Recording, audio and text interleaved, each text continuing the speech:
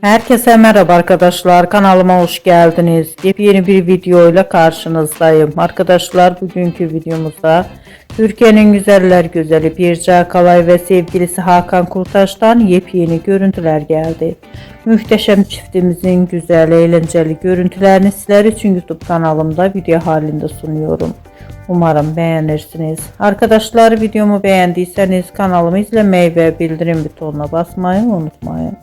Şimdilik benden bu kadar olsun. Yeni videomuzda görüşmek üzere. Hoşça kalın.